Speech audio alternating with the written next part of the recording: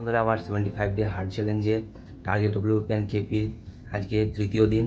আর তোমরা দেখতে পাচ্ছ এখানে আমি পড়তে বসেছি, আর আমার বইপত্র রাখা আছে, আর একটুখানি মুড়ি দিয়ে টিফিন করছিলাম আজকে।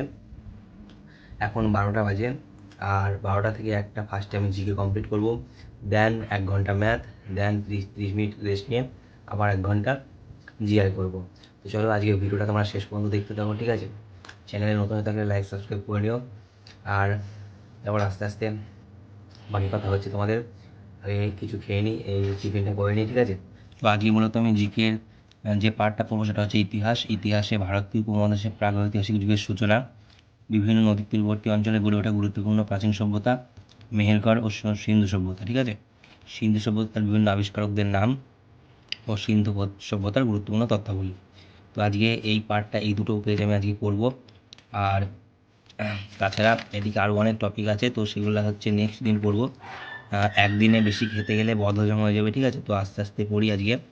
তো আমার কাছে প্রতিদিনই প্রায় একটা কোশ্চেন কমন আসে যে দাদা তুমি জিকে কোন বইটা থেকে করছো, বা জিকের জন্য বেস্ট বই কোনটা, অথবা অনেকে নাম দিয়ে দেয় যে অমুক বইটা কি জিকের জন্য খুবই ভালো হবে দাদা, আমি এই বইটা থেকে করছি।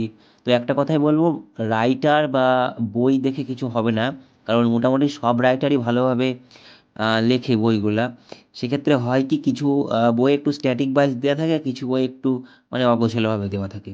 এবার তোমাকে চুজ করতে হয় তোমার নিজের মতো, তুমি যে বইটা থেকে ভালো প্রিফার করবা, যে এই বইটা ভালো। তবু যদি জিকের জন্য জানতে চাও আমার কাছে যে ডব্লিউপির জন্য বেস্ট কোনটা হবে বা ভালো কোনটা হবে, আমি বলবো যে তুমি রেলওয়ে চ্যালেঞ্জারটাকে ইউজ করতে পারো।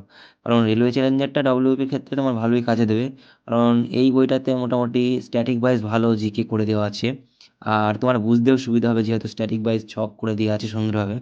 আমি মোটামুটি রেলওয়ে চ্যালেঞ্জার আর দেবদত্ত বলে একটা ইয়ার বুক আছে, ওখান থেকে জিকেটা করি। কারণ দেবদত্তটা আমি নিয়েছি আমার প্রাইভেট থেকে, আমাকে নিতে বলেছিল বলে। আর রেলওয়ে চ্যালেঞ্জারটা তো আমি অনেক দিন আগে থেকেই পড়ি। এক্ষেত্রে রেলওয়ে চ্যালেঞ্জারটা আমার বেশি ভালো লাগে পড়তে, কারণ দেবদত্তটা অতটা সুন্দরভাবে দেওয়া নেই, তবু প্রাইভেটে পড়ায়, ওই জন্য পড়তে হয় ওখান থেকে। ছাদের এই সাইডটাতে পড়ছিলাম, আর এখানটা প্রচণ্ড রোদ চলে এসেছে, যার কারণে মুখে রোদ লাগছে আর পড়তে অসুবিধা হচ্ছে। তাই আমি ভাবলাম যে এই সাইডটাতে পড়তে বসি, কারণ এই সাইডটাতে এখনও ছাওয়া আছে, আর মোটামুটি বিকাল পর্যন্ত এখানে রোদ আসার চান্সও নেই, ঠিক আছে? তো এখানটা একটু পরিষ্কার করে নিতে হবে আমাকে, তার জন্য ওই রোদের দিকটা থেকে সরে এসে এখন আমি ছাওয়ার সাইডে বসেছি, দেখতে পাচ্ছি তোমরা এখানে। এইখানটাতে মোটামুটি ছাওয়া আছে, আর বিকাল পর্যন্ত রোদ আসার কোনো চান্স নেই। নিশ্চিন্তে আমি এখানে বিকাল পর্যন্ত পড়তে পারবো। আর এখন 1 ঘন্টা ম্যাথ করবো, তারপরে 30 মিনিট রেস্ট নিয়ে আবার রিজনিংটাকে শুরু করব। দেখো, আমাকে অনেকেই ইউটিউবে কমেন্ট করে বলে যে দাদা আমি অঙ্কে একদম গাধা, অঙ্কটাকে পারি না, কি করে অঙ্কটাকে ইমপ্রুভ করব। তো তোমাদের একটা কথাই বলবো বন্ধুরা, আমি যে ইউটিউবে এসে ভিডিও করছি এর মানে এই নয় আমিও অঙ্কে খুব ভালো। আমিও ধীরে ধীরে নিজেকে চেষ্টা করছি ইমপ্রুভ করার, এবং তুমিও করো। কারণ তুমি যদি একটা গাছতলায় যাও, ফল গাছতলায়, এবং সেখানে গিয়ে ফলকে বলো ফল তুই নিচে পড়ে যা, আমি তোকে খাবো, নিশ্চয়ই ফল তোমার কথা শুনে নিচে পড়ে যাবে না।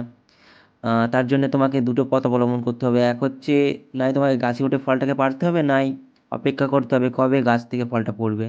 এক্ষেত্রে চয়েস তোমার হাতে, তুমি নিজে কষ্ট করে গাছে উঠে ফলটাকে পারবা, নাকি সেই ভাগ্যর অপেক্ষায় বসে থাকবা কবে ফলটা পড়বে আমি তারপর খাবো। তো আজকে আমার অঙ্কের টার্গেটটা ছিল যে 100টা অঙ্ক আজকের দিনে কমপ্লিট করব, 100টা কোশ্চেন দেবো। আর 100টা কোশ্চেনের মধ্যে আমাকে প্রতিটা চ্যাপ্টারকে কভার করতে হবে।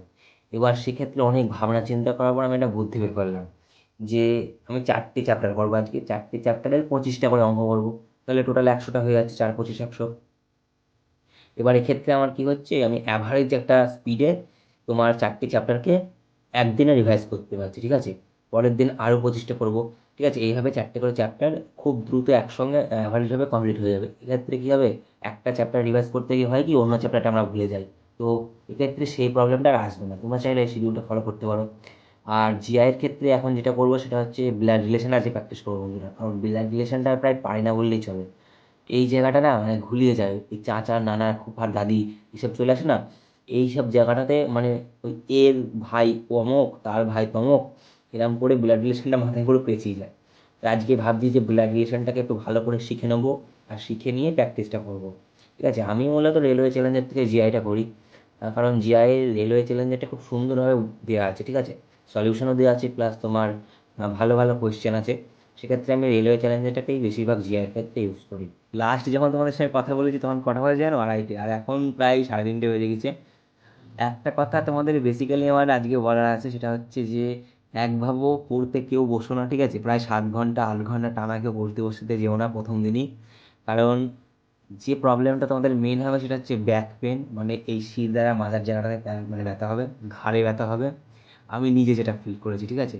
আর বারবার ওই ফোনটা ইউজ করতে হবে বলে আমি টাইম ল্যাপস চালিয়েছিলাম আজকে। ওই একটা প্রবলেম তো দূর হয়েছে ফোনের থেকে। সেই জন্যই টাইম ল্যাপসের থেকে পরে আমি অডিও রেকর্ডিং করে ব্যাকগ্রাউন্ডে সাউন্ডটা দিয়েছি। আর তোমার এই যে মাঝে মাঝে যে ক্লিপগুলো তোমরা দেখেছো সেটা হচ্ছে ওই 30 মিনিট করে ব্রেক নিতে বলেছিলাম না তখন, তোমার এই রেস্ট না নিয়ে তোমাদের সঙ্গে কথা বলতে ব্যস্ত হয়ে গেছিলাম। তো এটা আমার সবথেকে বড় বড় মূর্খামি বলতে গেলে। কারণ কী বলবো, রেস্টটা না নিয়ে যে ভিডিওটা বানিয়েছি ওই টাইমে যদি শুতাম 10 মিনিট, হ্যাঁ একটু ব্রেনটা হালকা থাকতো।